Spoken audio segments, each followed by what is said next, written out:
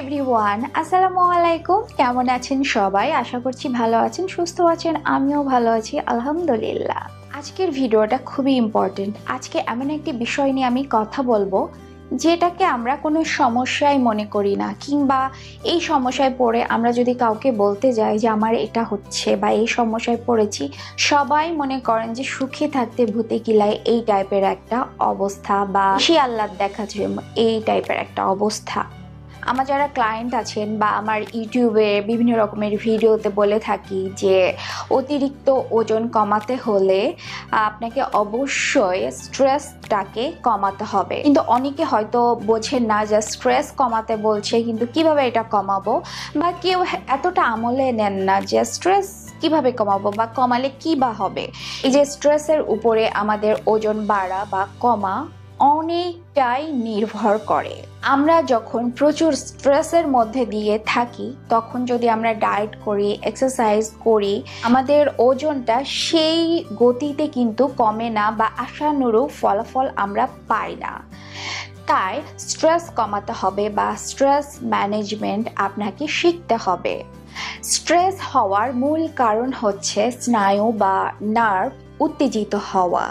সব স্নায়ু উত্তেজিত হলে নিউরো ট্রান্সমিটার অ্যাড্রেনালিন ক্ষরণ বেড়ে যায়, ফলে বেড়ে যায় রক্তচাপ, ঘুমের সমস্যা, ক্ষুধা অতিরিক্ত বেড়ে যাওয়া বা কমে যাওয়া, এছাড়া বুক ধড়ফড় করা।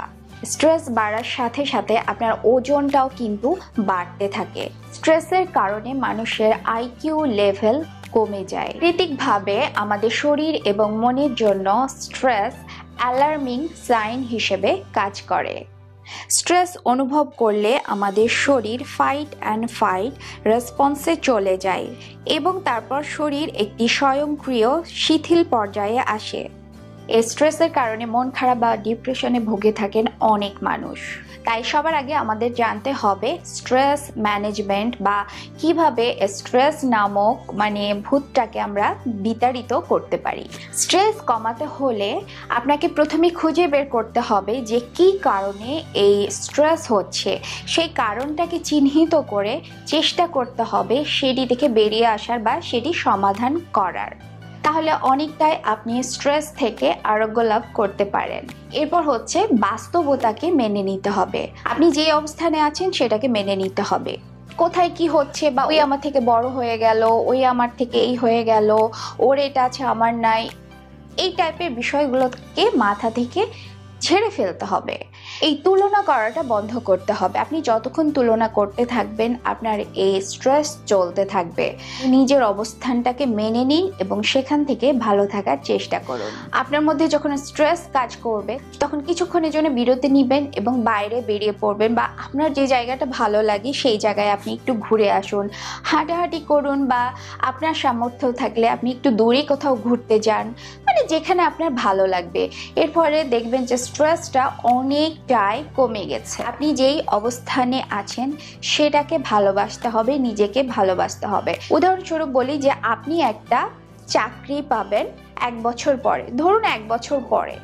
তো আপনি যখন আপনার এই অবস্থায় আপনি আছেন, 1 বছর এখানে আছে, এখানে চাকরি আছে, তার মানে এই চাকরি পাওয়ার পরে আপনি হ্যাপি হবেন বা খুশি হবেন, তাই তো? তো আপনার জায়গা থেকে এই 1 বছর সময়টা, এর মধ্যে আপনার বিভিন্ন স্ট্রেস আসবে বা ভালো লাগবে না, আপনার হ্যাপিনেসটাই আছে চাকরি পাওয়ার পরে। কিন্তু এটা কেন হচ্ছে? কারণ আমরা আমাদের মনে সেট করে ফেলেছি যে 1 বছর পর যখন আমি চাকরি পাবো তখনই আমার সব খুশি আসবে, খুশিটা তখনই পাবো।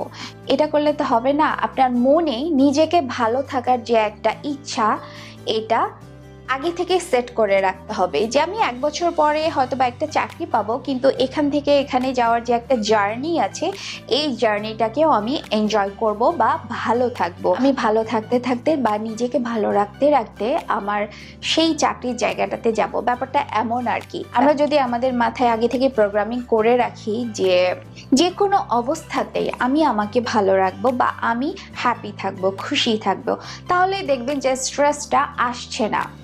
অনেক সময় হয় যে আমাদের বন্ধু বান্ধব, আত্মীয় স্বজন, অনেকেই আছে যে কাউকে খোঁচা মেরে কথা বলতে থাকে বা বিভিন্ন রকমের গসিপ করে, সেগুলো যখন আপনার কানে আসে তখন মন খারাপ হতে পারে। এই নিয়ে অনেকে স্ট্রেসে চলে যান। ব্যাপারটাকে খুব ইজি ভাবে নিতে হবে যে আপনার মধ্যে এমন কোনো কোয়ালিটি আছে বলে অন্যরা আপনাকে নিয়ে গসিপ করে, নিজের ওই ব্যাপারটাকে কোয়ালিটি হিসেবে দেখতে হবে। নিয়মিত এক্সারসাইজ করুন। নিয়মিত এক্সারসাইজ আপনার মধ্যে থেকে স্ট্রেসকে তাড়াতে সাহায্য করবে। আপনার মধ্যে হ্যাপি হরমোন নিঃসৃত হবে।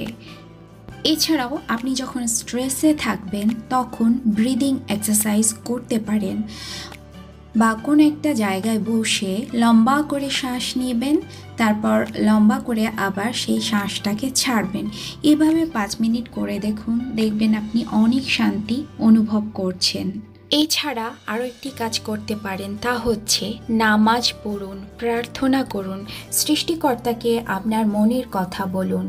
আর ইসলাম ধর্ম ছাড়া অন্যান্য যেসব ধর্মাবলম্বী আছেন তারা আপনাদের মনের কথাগুলো আপনাদের নিজ নিজ ধর্ম অনুযায়ী আপনাদের সৃষ্টিকর্তাকে বলুন। তো আশা করছি আজকের এই ভিডিওটি আপনাদের ভালো লেগেছে।